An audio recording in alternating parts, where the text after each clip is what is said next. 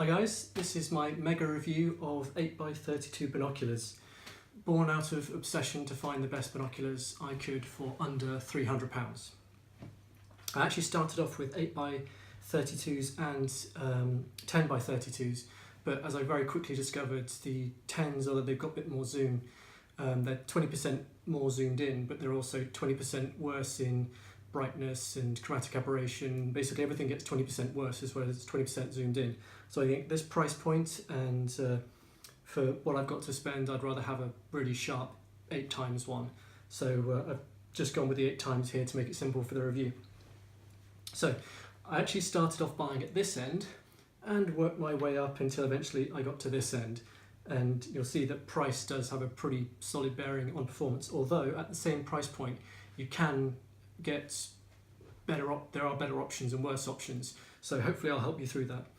So on this end, you've got the Celestron Nature DX, the Opticron Discovery, again, all 8x32s except this one, which is a 30. So I'll just go with the names. Celestron Nature DX, Opticron Discovery, that one's the Celestron Traveler, Vortex Diamondback, Hawk Endurance ED, this is the first ED one, Kestrel is also an ED, Merlin is, these are Viking, Merlin and Kestrel are almost the same binocular, except this one has an extra ED element, but they are both ED. And then we've got the Opticron, this one's got a really long name, Opticron Traveler BGA ED. And that one is obviously ED as well. And then we've got the Monarch 7, that's an 8x30, everything else is 32. So we've got the Nikon Monarch 7. Okay, so I'll walk you through as I made my decision. Hopefully that will help with the narrative of the review. It basically starts pretty much in quality order for price. So we've got the Celestron Nature DX ones here.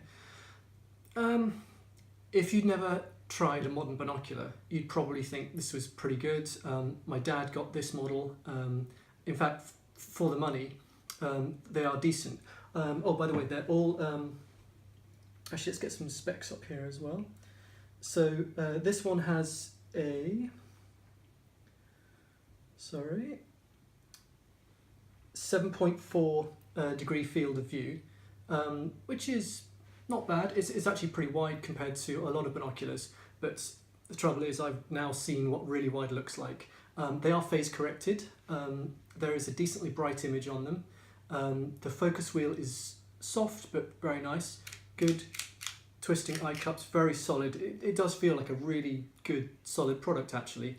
However, as I've gone up the quality range, these get blown out the water by everything else. But for the money, oh, little tripod adapter there. Feels solid in the hands, look nice, but optically they're going to be blown out the water very quickly. These are about, I think they go for £100. Celestron Nature. Yeah, I got these for 110, but you can get them as low as 80 on a really good deal.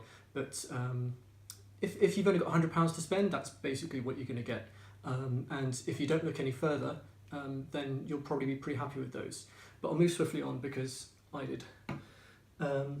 These were amazingly well reviewed. These are the Opticron Discoveries. Field 7.5 degrees, which is pretty wide. I very quickly went to wanting a wide binocular. The flip down covers, pretty standard but work well. Very small, like very small. I think if I get to the weight on these, Opticron Discovery, 391 grams. So a pretty damn light binocular. The thing I didn't like straight away, tiny eye cups compared to all the other 32s. So if I compare it to something like the Diamondbacks here, which I did straight away. If you look at the eye cups there, if I compare them to the Diamondbacks there, you can see much smaller eye cups, and you feel that straight away as you put them on. It kind of feels almost uncomfortable. It doesn't have that solid feel. Like when you pick something like this up, it feels absolutely solid, especially with like the Vikings as well. They feel super solid in your hand. This feels a bit toy-like, although that is obviously due to the size and the weight. However, once you get up to its much more expensive brother, which we'll go through up here, they increase the eye cup size, so wasn't hugely fond of that. Optically amazing, like very, very good for the price point again. Diopter adjustment, focus wheel, kind of feels, now I've tried the higher up ones, kind of feels a little bit sloppy. There's a little bit of play there.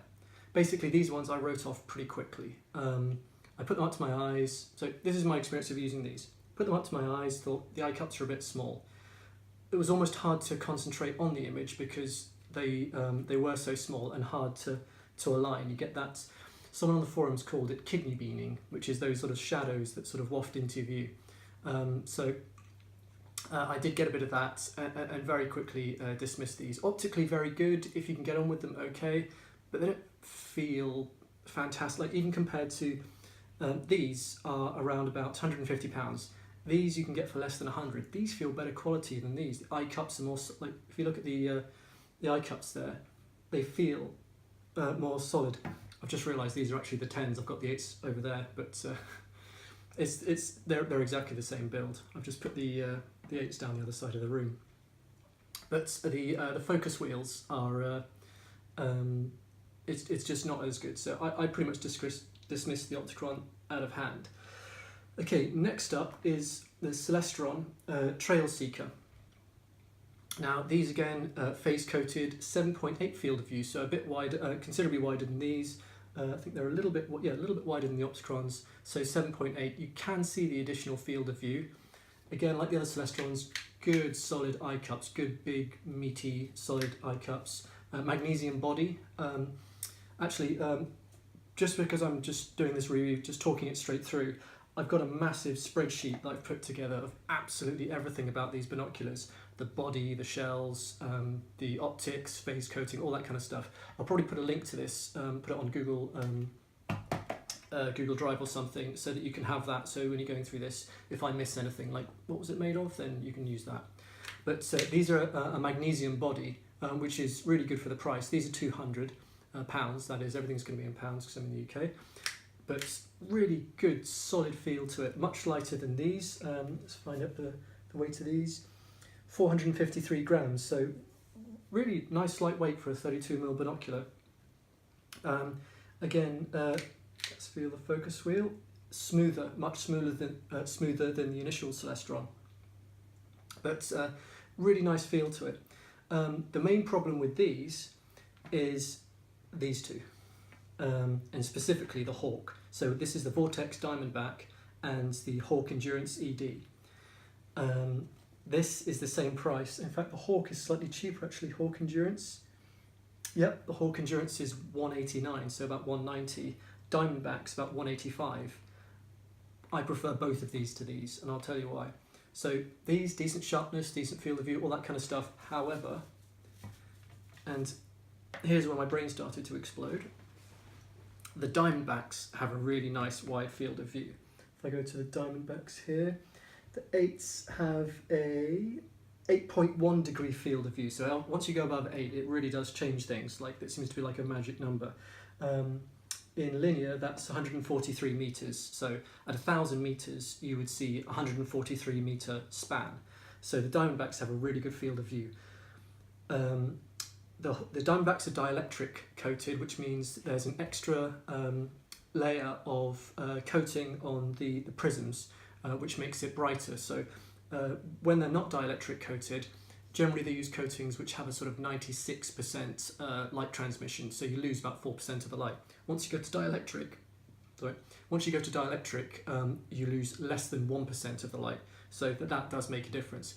Although in bright light, you don't really see it. You only really see it when it gets really dark. So it's not really a deal breaker. As I went on, I realised that ED, if I could have one or the other, the Hawk and the Diamondback, this is dielectric, this is ED without dielectric. The ED is a better lens. Now, it could be different on other binoculars, but on the binoculars I've got here in front of me, all the ED ones have clearer images than the non-ED ones. Not just chromatic aberration, but they seem to be sharper, better contrast, better colours. Yeah, that could also be because as you go to ED, you get better optics in general because you're paying more money, but that's the way I found it. So I moved on from the Celestron Trailseekers to these. Now, these two I spent ages going over. These are the ones I had initially. I was just going backwards and forwards. I have spent hours with these. I live on the beach, so I was on the cliff top just looking out to sea, looking down at the beach, looking at signs, just trying to figure out which I liked. These are a wide field of view. These are a narrow field of view, but they've got an ED lens and they are much sharper. Initially I tried to convince myself that it wasn't much, but it is noticeable every time you use them. Like, they are sharper. Quality wise, they're both really good. The Hawks have the edge, but they also have extra weight. So the Diamondbacks there, if I get the thing up, Diamondbacks are 439 grams and the Hawks are 539, so about 100 grams more, but they do feel solid, more solid than those. Like, these feel like incredibly good quality. They got the little flip down eye cups from the inside, which does look cooler, but it is actually trickier to use. Worth noting that the objective lens is pretty close to the front there, like less than 5mm of clearance, so it really is right at the front. I mean, it does seem to help the optics, but it's pretty vulnerable. It depends on what you can use it for. Warranty wise, I'll put it in the spreadsheet, but I'll make special mentions. These two have an amazing warranty. Both of them have this no-fault warranty. If you're in the US, then it's if you drop them, bash them, whatever happens, they're covered for life. So once you buy these, you own them forever and they'll always be fixed as long as the company exists. In the UK, it's worth pointing out, and I didn't know this till the very last second, the Diamondbacks in the UK, you have to buy through an authorised dealer. I think that's true of the Hawks as well. So in the UK, with any of the warranties, you have to buy through authorised dealers. In the US, when you do this no-fault warranty, it seems like you can buy from anywhere. In fact, Vortex actually say you can buy it from anywhere. It doesn't matter. You don't even need a receipt. As long as you're holding the product in your hand, you're covered. In the UK, it's much more finicky. But you still get the warranty. Just check it's an authorised dealer. So back to these. Both of them really good quality. I mean, you can almost... It's like bolt action rifle type stuff, like really nice. And the focus wheel is on the diopter, and the main focus wheel just really smooth. Like these are one of the best quality ones here. In fact, they may almost be my favourites in terms of just solid build quality. But actually, no, maybe that's putting it a bit strongly. But because some of the others have equal, but certainly up to this point when I tried them, because up to this point I hadn't tried any further up the line, they blow everything else away further down the line. The Diamondbacks, very good quality, but still just a touch less, mainly due to the play in the focus wheel. Just a little bit of play, like between there and there. You seem to focus, you go past the point, and when you come back, it doesn't bite straight away. It loses about 4mm.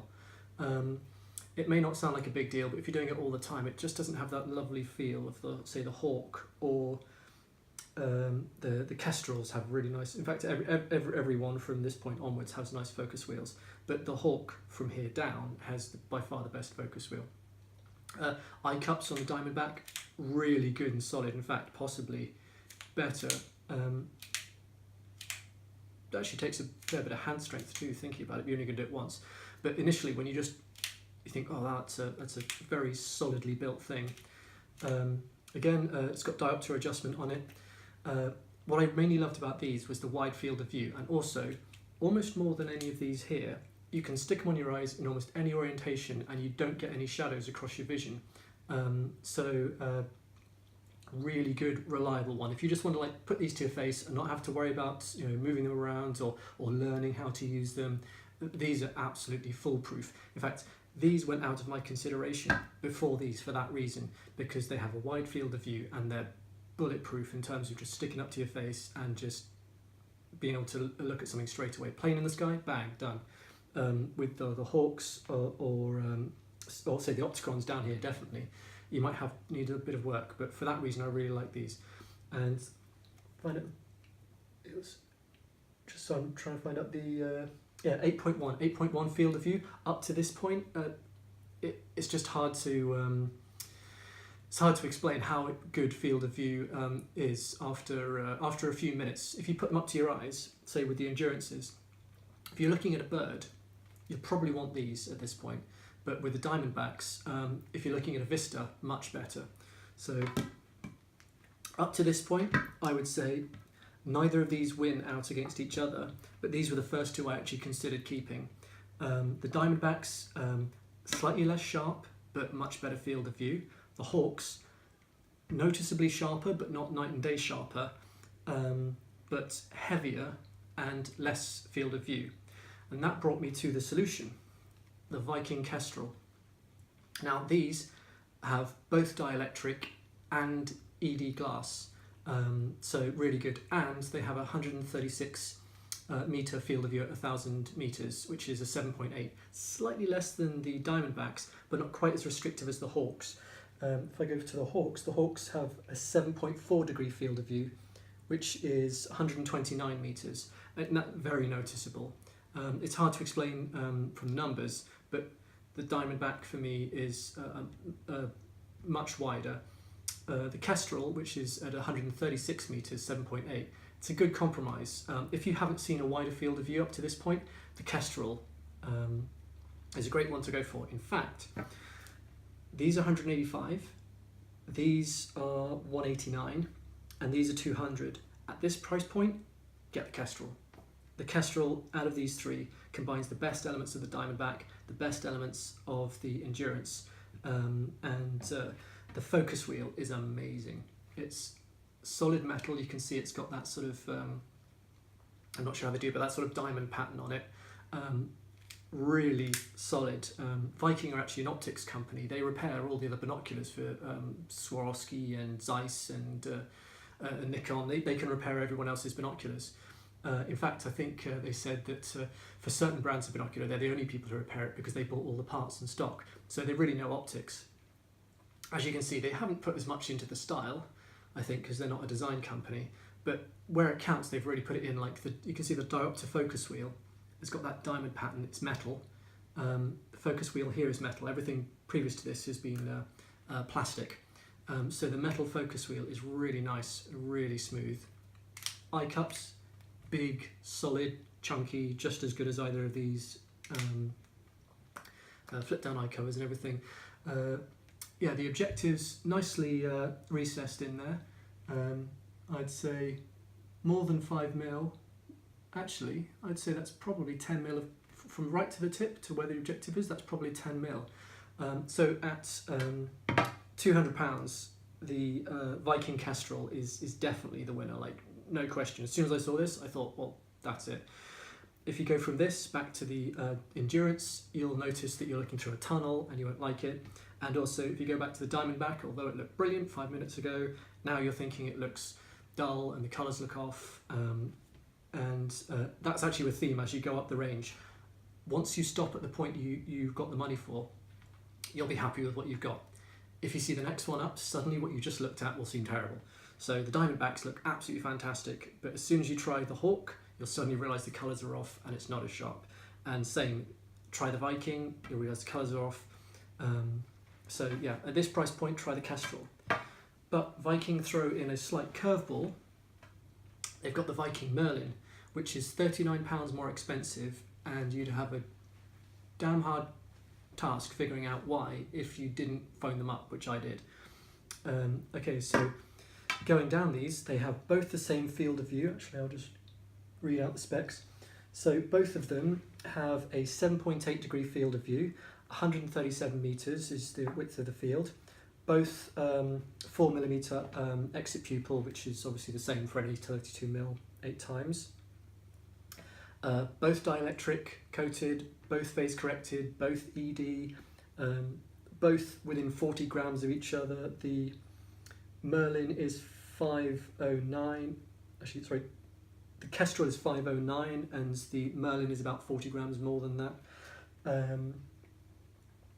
The difference is, and this is what I found out when I called them, and they don't list this on the website, which is bizarre because why would anyone buy this one? It has an extra ED element in it and you can see it. They really should list that on the specs. If you look at the design, similar, You can see the Merlin's got an extra bit of grip, so you can see they've tried to make it look slightly more swanky, slightly different eye cups. See if there's a difference in eye relief. Merlin, Kestrel. No, exactly the same, 15.6mm eye relief. So it's just a different design in the cup. So you've got the cups there. Should point out, obviously, I don't wear glasses, so everything changes when you wear glasses. My dad wears glasses, and I've discovered that if you do, a lot of what I'm saying may not apply to you, because it seems that glasses do a whole lot to mess up the optics, and also field of view doesn't seem to count for as much, because you can't get your eye right in there to make the benefit of it, make use of it. But okay, so there we go, there's the Merlin. Slightly different eye cup design, but works just as well. But you can really see the difference between these two. Initially, it's slightly subtle. You think, oh, they do look slightly better. If you're doing birding, which I'm not, I'm generally just doing this for travel purposes, like looking out at a nice vista, sort of looking at ships. I live on the beach, so that kind of thing. Basically, my purposes are just general looking at stuff, just have a nice binocular to go travelling with.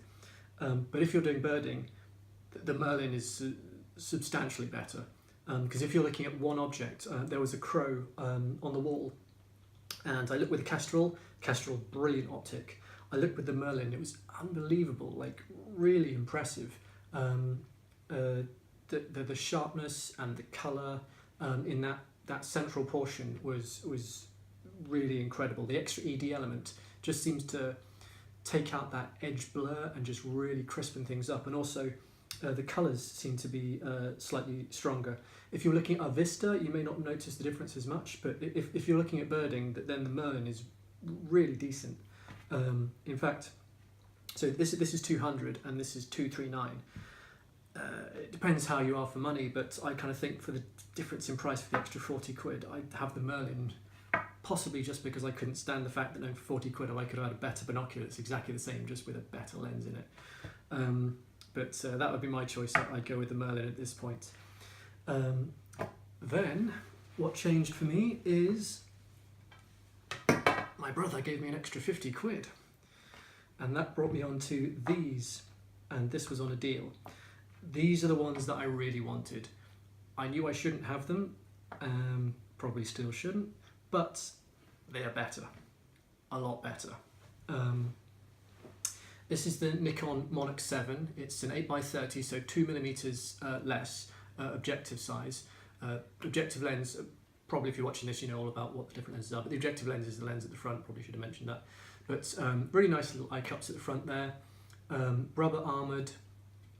The body is a polycarb, fiberglass reinforced, really good, sturdy. In America, these have an amazing no-fault warranty for life. I think it's because of hunting. I think the American market expects it. I wish we did. So you get like a lifetime no-fault, drop it, it's fine warranty. In the UK, really annoyingly, you don't get that. You get a 10-year warranty, which is really a 5-year warranty, because for 5 years you get parts and labour. For the next 5 years, you only get parts. God knows how much labour costs, but that's more of a by the by. I was strongly recommended, and I think it's true. There was a guy on a forum, on the birding forum, who said, don't buy your binoculars by the warranty, buy what you like, because if you drop them, you can spend the 50 quid.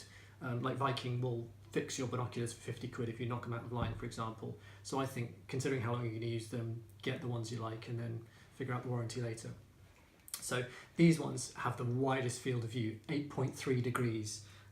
Put it into linear field of view, I think that's 145. It is 145. It's just stunning. Like, you pick these up and you think, nope, none of the rest. I mean, well, let's put those aside because those are similar, but none of the rest. I'm just going to have these. These are amazing. The eye cups feel, as you'd expect, just as solid as the rest. Focus wheel feels really nice, very light actually. That's why these ones, you pay more. These are 309. I actually got them on an offer from Jessop's, which may still be on, for 270, and then I quid-code them because Jessop's have quid-co. I'm not sure if that's in the US as well, but that's like a cashback thing, and I got another 5 quid off, so I got these for like 265. Still more than the 239 of these, but it's a huge step up in quality. I mean, it blows absolutely all of these away in terms of clarity. Like, hands down, no question. These are ED dielectric. Actually, they don't say dielectric because do they say dielectric? Yes, they do. They're ED dielectric, but they also have Nikon's special source. So Nikon have a whole load of coatings and processes they go through. They don't tell you what they are. If you see any of their like product videos, they will tell you that there is like something special going on with their lenses, as there probably is with some of the others. But whatever they've done to these makes them look unbelievable. They're brighter than all of the 32s I've just mentioned, even though there's only a 30 objective lens, like noticeably brighter. So like if you're using it in dusk or in the dark, you really notice it. In fact, because they're a 30, not a 32, and all the brightness is done with the coatings, I think you actually notice a bit in the daytime as well, in the shadow detail and things, but just absolutely stunning. So I'll go through the details of these because I'm pretty sure these are the winners. However, let's just go through. So 30mm objective lens, 145 degree field of view, that's 8.3 degrees. 3.8 exit, or 3.75 exit pupil, which is 30 divided by 8. That's how you figure out exit pupil. If you don't know, someone explained that to me. Fully multi-coated, as all of these are. If you're buying binoculars, fully multi-coated and phase coated or phase adjusted, it is something essential, which all of these have, right down to these. We've got gas filling nitrogen, they're all waterproof. In fact, all of these are waterproof. It was one of my prerequisites for all of these. So they're all waterproof, but so are these. Minimum focus 2 meters. Weight 435, that makes a huge difference. I want to travel with these and also want to travel them on my hip. They're super light. You might be able to tell I like these ones. So really good. One thing I will say, it's the first thing that I noticed when I tried them.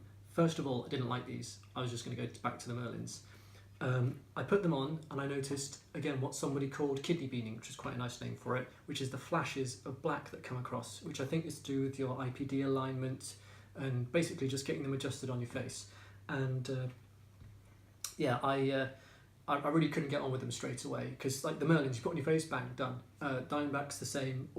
All the rest of them, except for the Opticron's discoveries down here, pretty much put them on your face and you're good. These were tricky, which initially just put me off. I just thought, can't get them to put them down, try something else. Tried them again a bit later, got a bit better, but still kind of spoiled the experience. On one of the birding forums, much more experienced person said that actually it's just practice. Getting them aligned on your face is just practice. Absolutely right. So glad he said that because I tried that afternoon. By the evening of that day, so 24 hours pretty much from buying them to, I could just put them on my face and they were perfectly aligned and I didn't get any of that flashing. So I think just getting the knack of getting the IPD adjusted. But once I did, these are awesome. I've basically just decided today, I think, that these are probably the ones I'm going to keep. I have in the back of my mind perhaps these, but I think it's going to be these and I'll explain the differences in a second. But these are absolutely epic. The field curvature is so much less, and if field curvature is where the curve of the focus means that only a certain amount of the image is in focus. So if you've got a circle of focus, the bit in the middle is always in focus if the binocular is even functional. And then as you go out, you might lose a bit of focus, partially due to the optics, but partially due to the point of focus is on a curve. So at the edge, the bits will be out of focus.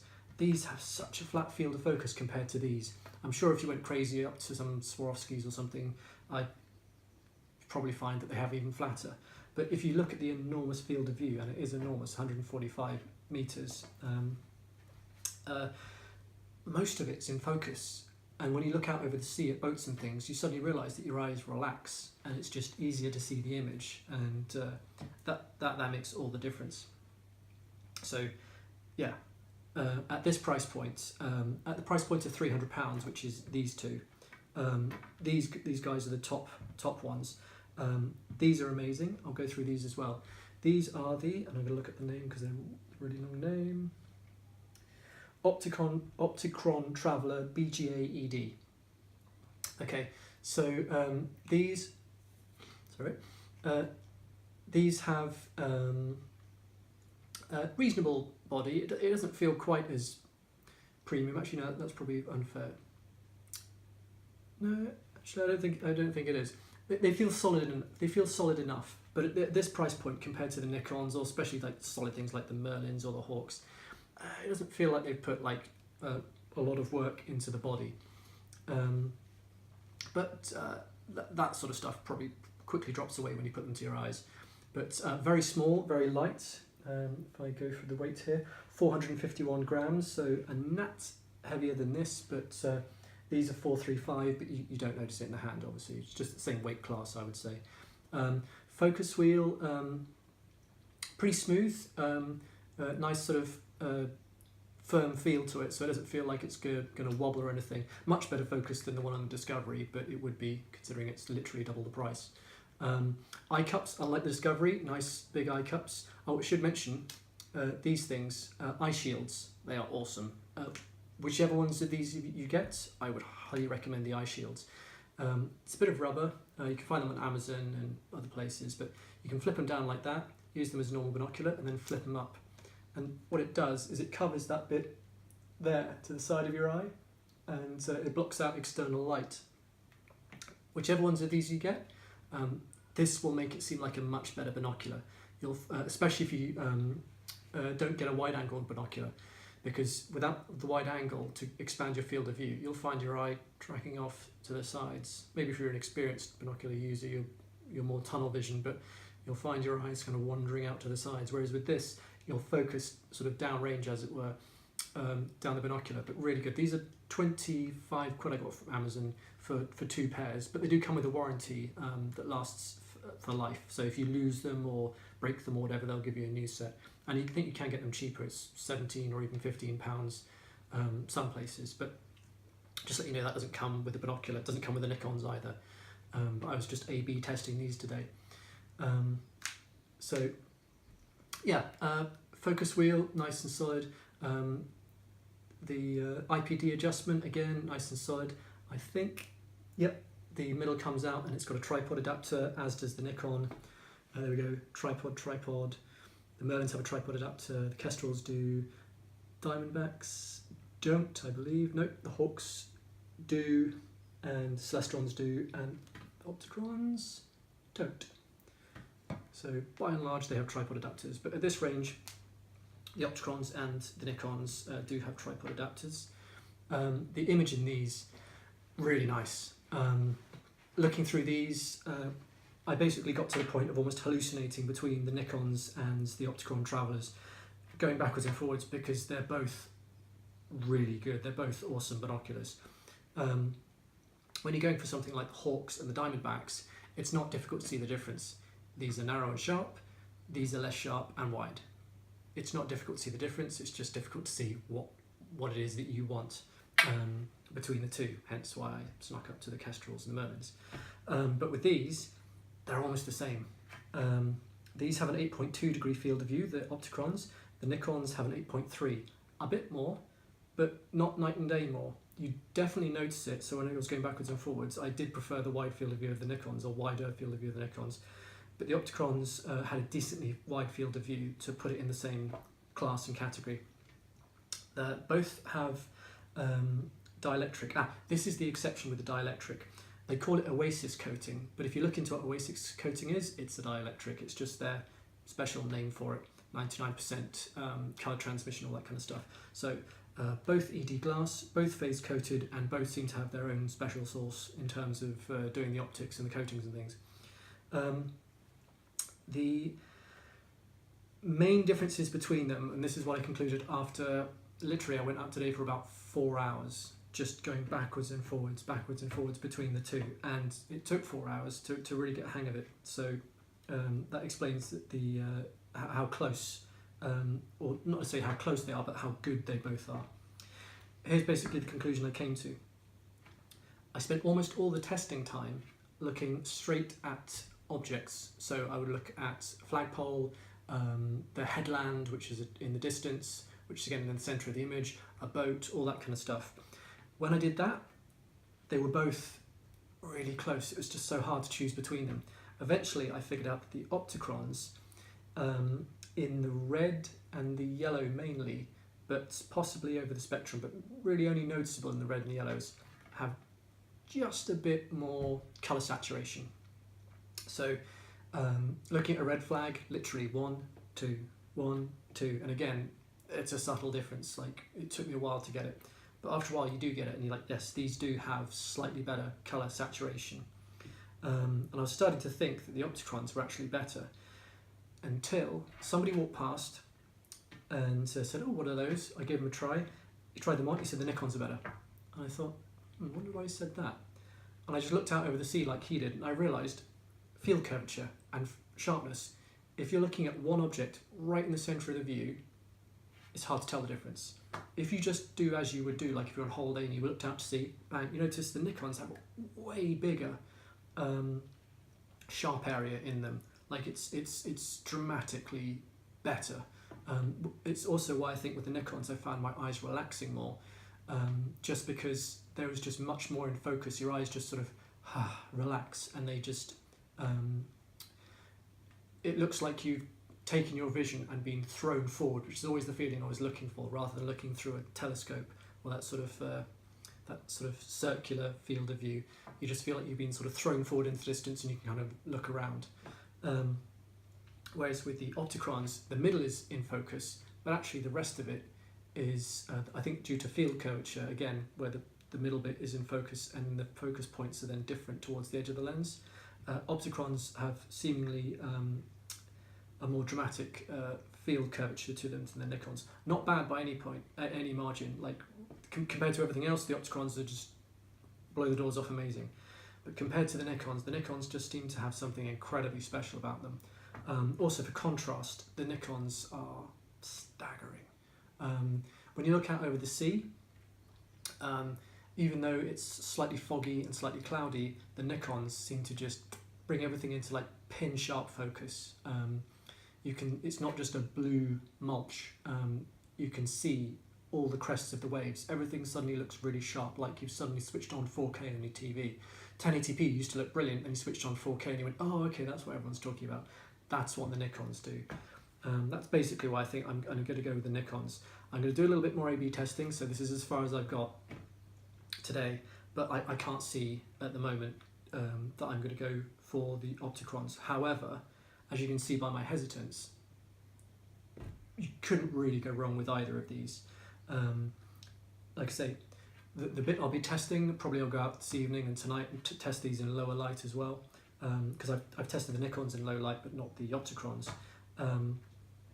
But the main trick will be, do I prefer the very slight colour saturation increase on the Opticrons, or do I prefer the field flatness and sharpness and ease of use of the Nikons? And even saying it like it's the Nikons.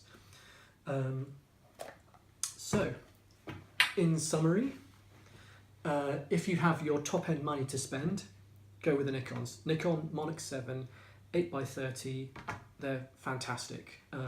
Wide field of view, sharp, ED glass, dielectric coating, Nikon special source that seems to increase field flatness and contrast, and also, more than the others, seems to have a really good 3D feel to them. I think that's probably the edge sharpness that gives you that sort of three-dimensional feel to what you're looking at. But just blow the doors off, amazing. If you use them, give it 24 hours just to get used to them, but after that I think you'll find them amazing. Opticron Traveler ED, again, probably my second choice at the sort of £300 mark, but maybe your personal preference will be different. They're so close that you could probably try these both if you're going for them. Still very wide field of view, slightly less, slightly more field curvature, but excellent if you hadn't seen this. And the colours are better. In fact, if you were going birding, perhaps the fact that they're about sharp in the centre as the Nikons, and the colours are slightly stronger, maybe if you were birding, maybe that would be something that appealed to you more. So I think you should probably A/B test these yourself. Okay, at the £200 price point, I would sort of, depends how wide you think your price point is, but these are 185, sorry, the Diamondbacks are 185, Endurances are 190, the Kestrels are 200, and the Merlins are 239. I kind of lump these all in together because they're of a similar price point. I would say Diamondbacks and Hawks are both a compromise. Hawk Endurance, both a compromise. These are wide, these are sharp. I think my brain exploded when I realised I just wanted both and I couldn't compromise. So basically, for this kind of money, get the Kestrel. £200, it's 15 quid more than the Diamondback and only 10 more than the Hawk Endurance. Get the Kestrels, they're better. They're as good as the Diamondback in field of view, nearly. Just a smidgen off, because these are 7.8 and these are 7.8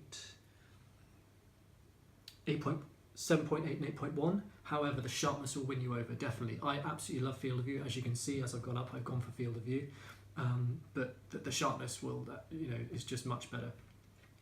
If at the sort of £200 price point you wanted to just jump up to the Merlins at 239, it is worth it. Make of that what you will.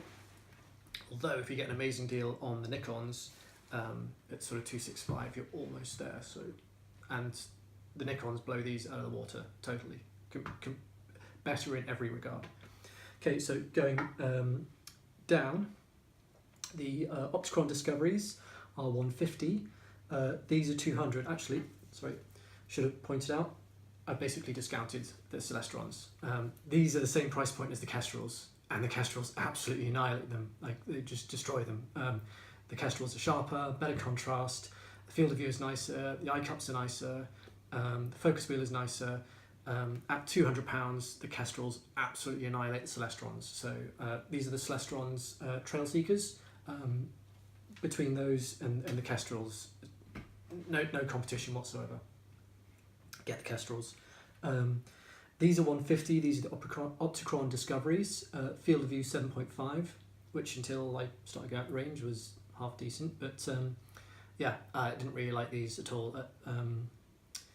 I mean, I guess they're cheaper than all the others. I'll give them that, and they're very light. But I don't like the tiny eye cups. The slightly wiggly focus wheel. I think if I had 150 quid spent, I would just wait until I could afford 50 quid more for the Kestrels. Yeah, optically good, but if they don't feel nice on your face, then it's kind of pointless. And the Celestrons, Celestron Nature DX. At this price point, I don't think they have really any competition. Celestron Nature DX feels remarkably good for its price point. I mean, you can get these as low as, if you get the, actually I've got the name for them here. They are called Tree of Life. They made these in a Tree of Life special edition, which have the same specs. And I just got my dad some for Father's Day for 80 quid. So like ridiculously cheaper. Field of view is, come on, sorry. Field of view. Here we go. Field of view 7.4. So less than the others, but for the price, it's very decent. Phase coated, still phase coated, waterproof, nitrogen filled, good solid build quality, and bizarrely a lifetime warranty, even in the UK. I say bizarrely because the Trailseekers have a 10-year warranty, half the price, lifetime warranty. Bizarre. But anyway, great for the money. So hopefully that was okay. I actually do professional reviews for computer magazines, but it's all writing. Don't really have much experience in front of the camera. I didn't do any of my background. My background is in computational imagery, so I don't have a lot of experience with hands-on optics, but my background is computational imagery, and so I've got a pretty good eye for what makes a good image, and also, as you can possibly tell from the enormous spreadsheet and the fact that I bought 15 pairs of binoculars to try them all out, a slightly obsessive tendency for quality. So hopefully that's helpful. I might try and do some of these individually for reviews, and I hope that was clear.